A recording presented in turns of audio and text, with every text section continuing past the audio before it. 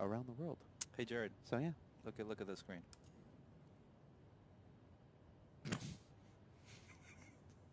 Thanks, Phantom.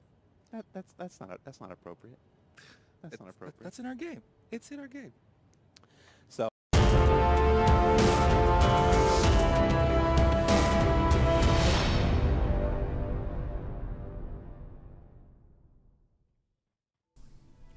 now we're going to start off small with the 300, and we got basically 4 new shots of the 300, which they're working on in Austin right now.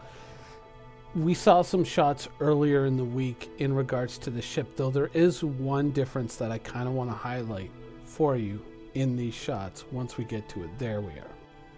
All right, so we'll move in a little bit closer, but you can kind of see the skylight here, which is kind of a cool thing to have on the 300. But you might also notice, if you've owned a 300 before or ever flown in one, is that that figure in the back is standing up fully. So that, of course, is a significant departure and a significant upsizing of the interior of the 300. However, you should remember that previously we had seen these shots of the 300. So while you are gaining significant interior, walking space and player space, remember that it's probably going to be eaten up by the new and enhanced cargo carrying capacity of the 300. So I don't really think you'll be entertaining any guests and running cargo at the same time. Now on to the star of the show, the Hammerhead. Now, since last November at the anniversary sale when this ship was originally concepted and sold, this ship has gone through a bit of an elusive production phase. More often than not, we have been treated to some pretty rich video of ships as they're being built out, whereas the Hammerhead has not made all that many appearances. In fact, I have all the Hammerhead's appearances right here.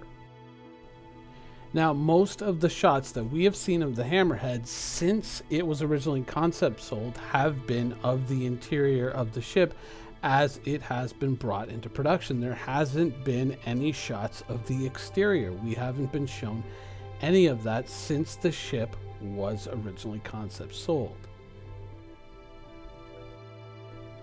Now, of course, this week, once again, we were treated to a third installment, this time the damaged states of the interior of the Hammerhead, which, I mean, it's not a conspiracy. It's not like, oh my god, they're hiding the outside of the ship. Refund. No. It's just, I think it's funny that every time we get an update of the Hammerhead, it's the interior, and we haven't seen the outside of it since the original sale. Now, you may remember, of course, that last November at the anniversary sale was the first time that we saw the Hammerhead, and the exterior of the ship did kind of tip a lot of us off to the fact that this is something that wasn't exactly new, and this was beyond the usual static 3D model used to generate a few images in the background, but this was something that was already actively in development. And of course, here we are less than a year later, and we're now closing in on the expected delivery date of the ship.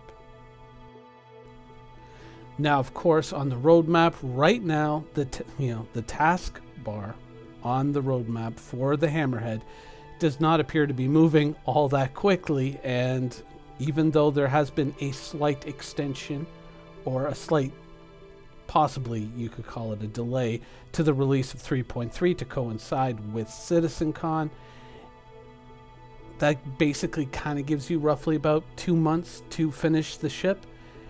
You have to remember that the roadmap is, of course, broken down in tasks and not in percentages. Therefore, any one task could take a week to complete, whereas 20 tasks could take 5 days to complete.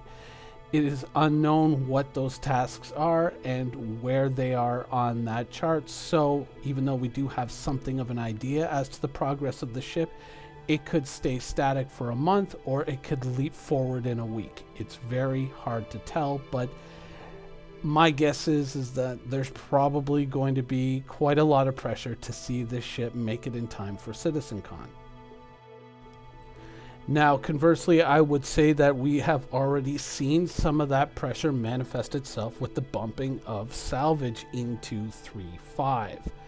We heard on RTV when Chris Roberts last appeared that they were not happy with overall turret gameplay in Star Citizen, and if you've looked at any ships larger than fighters, and even a couple of fighters being the Super Hornet and the Hurricane, a lot of the ships in Star Citizen, in fact pretty much all of them beyond that point, are very turret dependent, and the Hammerhead is exceptionally turret dependent.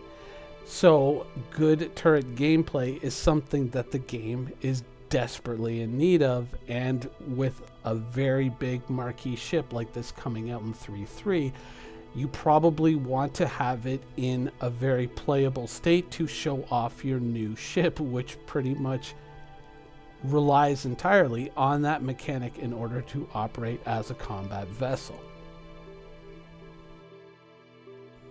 Now, of course, as I said before, this isn't a mechanic that strictly benefits the Hammerhead. This is a mechanic that benefits so many of the ships in Star Citizen, whether it's a remote or a manned turret. There are so many ships in the game that rely on this, that this is really a system that spans just about every ship in Star Citizen. And so even though I am one of the people who owns a salvage ship and therefore had their own core mechanic knocked back, in this case, I kind of understand it, you know, and I kind of accept it. I'm not, you know, ecstatic about it, but overall, I mean, it's something that's going to benefit a lot of the ships in Star Citizen, so I can see why this is such a priority, not just for the Hammerhead, but for many of the ships in the game. So I don't think it's that much of a coincidence that this ship, which showcases that mechanic so heavily, is the priority for, you know, that this mechanic is now the priority for 3.3 ahead of things like salvage. And on that note, I am going to end this episode here. I hope you guys enjoyed it, and thanks for watching.